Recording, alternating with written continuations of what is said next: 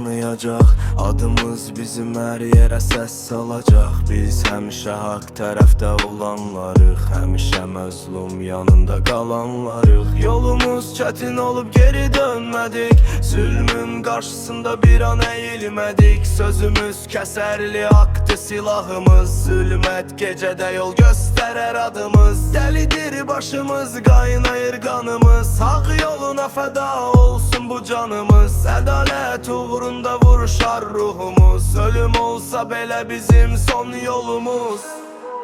Biz zalimlərin qəddar cəlladlarıyıq, səhvlərində boyunların vurmalıyıq. Aciz gözündən axan yaş damlasıyıq, zülüm taxtını yıxan qəzəb dalğasıyıq. Lərin qəddar cəlladlarıyıq, səhvlərində boyunların vurmalıyıq. Aciz gözündən axan yaş damlasıyıq, zülüm taxtını yıxan qəzəb dalğasıyıq.